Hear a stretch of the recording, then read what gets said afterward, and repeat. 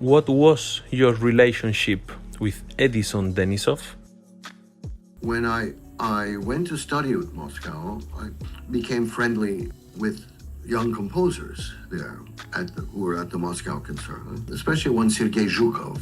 And these composers introduced me to Denisov, who Denisov actually did not teach composition at Moscow Conservatory at that time. You know, the important composers never taught composition at the Moscow Conservatory. That's you had people like Khrennikov who were just party hacks, in fact.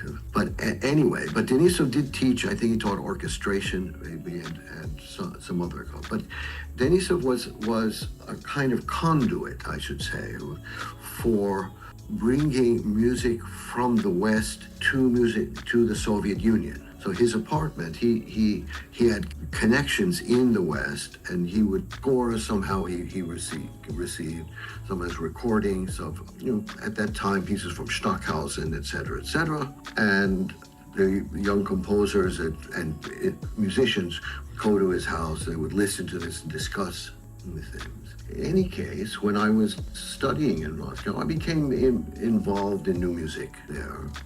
And it started out with the first work that I played of Denisov was his ode, which was for clarinet, percussion, and piano. I played that. And from playing that piece for Denisov and in the concert, we also became very good friends. And ode is a fantastic piece. And the original version of that piece moved to a section which was improvisation.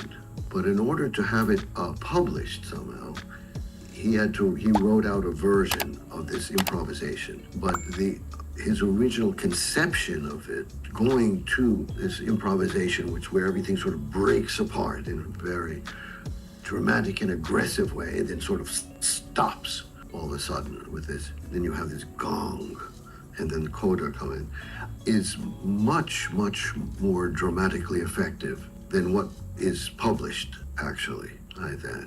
So I was actually surprised about what was in fact published this way. And after this, soon after I played that piece, he gave me a manuscript copy, his sonata. There's 1971, I guess, 72, 71, now I forget exactly what the year was when he wrote it. And then I played it 1975 in Moscow, and played it for him several times. And he explained much about how he wrote, etc. with this piece. And I do think that a lot of the fact that piece has become quite standard for clarinet comes from the fact that I've performed it so many times since then, throughout the world. What is published, at least in the West, there was a Soviet publication of that work, which is correct. But what is published in the West, it was first by Gehrig, I think, was the publisher, and then it's been taken over maybe by Breitkopf. It has significant mistakes. And I hear this, people play, and they don't know that they're mistakes, and I hear them with mistakes, and I cringe. But unfortunately, if you actually look at the piece is written in a very structural way. You can actually tell that they're mistakes, you see. But anyway, I've written several times about these mistakes, given sort of examples, but I feel badly that somehow they haven't gone into the clarinet world. Also, the Gra has some mistakes, which they're not mistakes of notes, but mistakes of dynamics, little mistakes, which include, plus the multiphonic fingerings, which are wrong in the published version. And Clarinet Concerto, also in its published version, has some very important mistakes in the orchestral parts, orchestral score as well, and a little bit in the clarinet as well. For the music of Carter, I wrote to the publisher Boosey and Hawkes about they didn't do anything.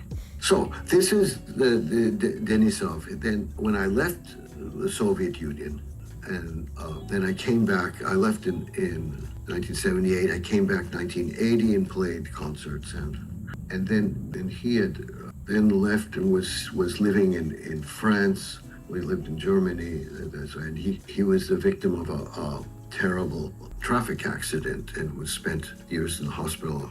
And I sort of lost touch with him during that time. And he had promised a clarinet concerto for me, but instead it was actually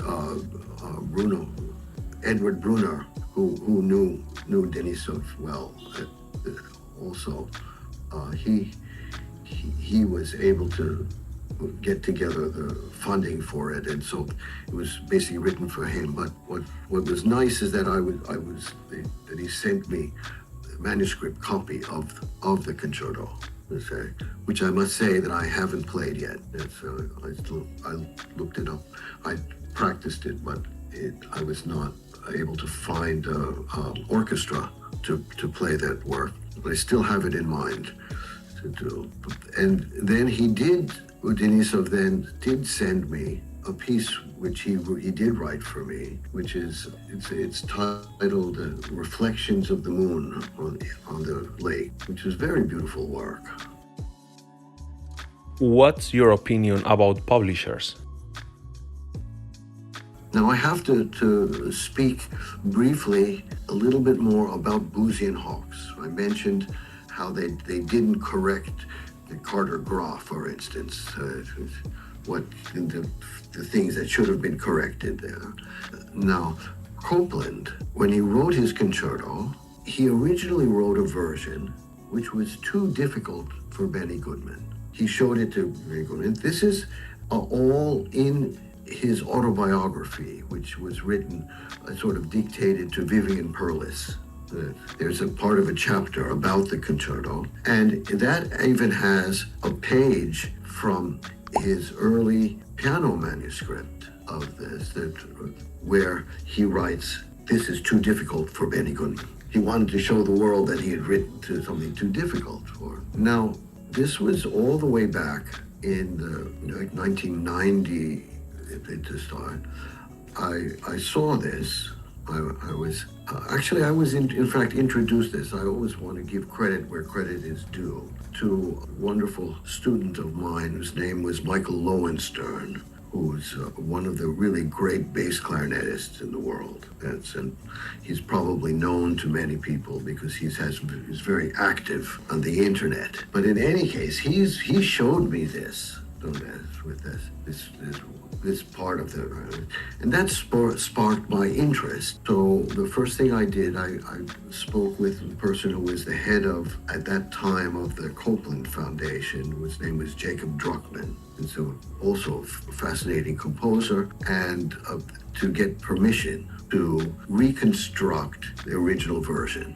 And I went to the Library of Congress, and I did a lot of research, et cetera, and I did a reconstruction. Now that reconstruction, when 2000, this was supposed to be the 100th year of Copland's birth, was supposed to be published at that time by Boosey and Hawkes.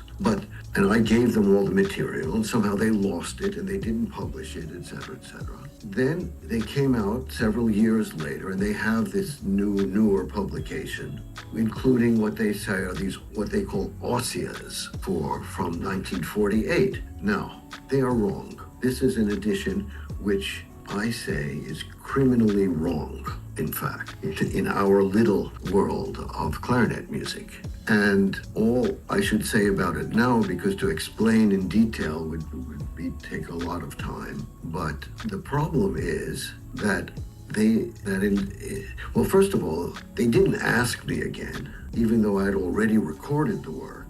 I had the reconstruction with the early permission from the Copland Foundation and from the estate of Benny Goodman. I had both of them. And I should actually mention, just a little detour, when Benny Goodman looked at it and said that this is too difficult, you have to understand that it's not that he was lazy or anything of that sort. I think in 1948, to look at what Copland had written, first of all in D major for the clarinet, which is not the most gratifying key to play in any case, and then to have these notes which are really in the stratosphere, and this whole section at the end, which is so high up and very virtuosic. I think anybody looking at it at that time would say, "Are you kidding? This is not for the clarinet." And even now, to really play that ending takes quite something.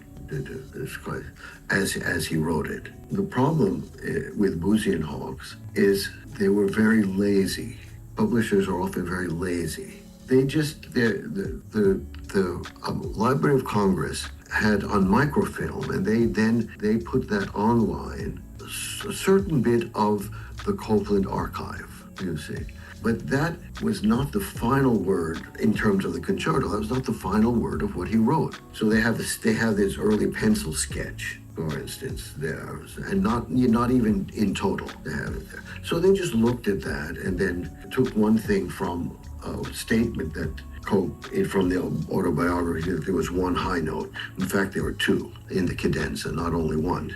You see, the thing is that aside from that, there's a whole archive folio of this archive of the concerto. You see, which is not on microfilm, not online. You see, and if you look there, you find things like the clarinet part, which he had shown to Benny Goodman, and there you see very clearly everything that was erased.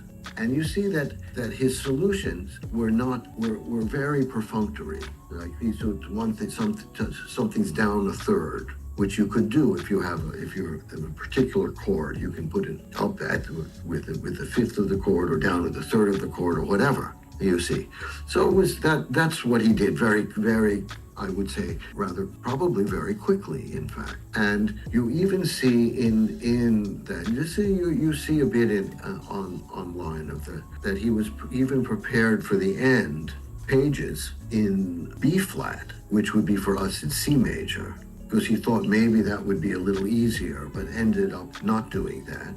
And instead taking what was originally the end clarinet part and putting it into piano. And then you had in the piano score, you have it sketched in pencil, the revised clarinet part. And I'm not an expert in handwriting, so I cannot make a real judgment call about this. But the handwriting does look a little bit different. So I would wonder if maybe what was sketched in there was sketched by Benny Goodman. It's a possibility at the end of that last part of the piece. But in any case, I'd done all this research and got it done. And then Boosey Hawkes comes out with something which is ridiculous. So these are publishers. Now, we also have different things, like for instance, Barenreiter, and you have these two note changes in the first movement of the Mozart concerto. And you do have also different things in terms of articulation. And there is a manuscript fragment, which is 199 measures, which is complete enough that we can see everything that Mozart intended. These two changes in notes in this passage, one is an F natural, the other is a B flat. In Barenreiter, they're written as maybe possibilities, but these are not possibilities. These are absolutely necessary because they come from the language of music. So that, for instance, in the first one, since Mozart is going to F sharp minor, fis-moll, you do not want to have what would be a D sharp concert going in the descending verse. You need a D natural, which is an F natural for the A clarinet, you see. But it's in the standard version, it's not written as a natural. So, and then going back, there's no manuscript, but that doesn't mean that the language of music all of a sudden was different. You see, the tonal language of music at the time, let's say. So you need, again, a G natural as you're going to D minor rather than D sharp, or it's a G sharp. That's I'm saying. So it's a B. So you need B flat rather than B natural for the clarinet. And that's simply, if you listen carefully, you'll see that if you play without those changes, it sounds wrong. And this is something that you take into, you're in elementary school and you'd have your very first year of harmony class. Even you're just 10 years old and you're doing it. You take it into your teacher and the teacher says, "I'm sorry, but this is a mistake." And for more than 200 years, clarinet players and conductors, I should say, have been playing with these mistakes. I think that's embarrassing. Anyway, there are a lot more about publishers and I have to mention actually just a little more. This has to do with my own embarrassment. And that is that I have a Rossini version that I edit of the Rossini introduction, theme, and variations. And there are a couple of note mistakes in the clarinet part there. Yeah, and I feel very embarrassed about that.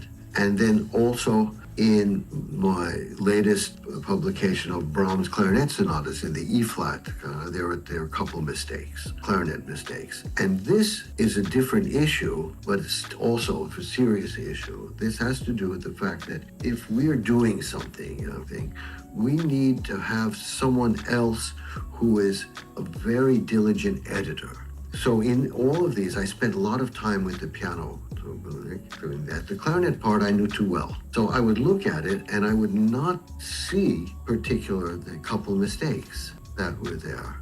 But when I was doing the editing, I did not have the kind of editor who was able to look at this and point out these kinds of mistakes. If you're writing a novel, you have an editor who goes, or you write scientific paper, you're vetted by many different editors. But here I was, so I apologize for these mistakes, and I haven't organized my website well, but I will mention all the corrections that I've found. There are just a couple notes, but I shudder when I think about this moment. So I think that's everything I want to say about publishing.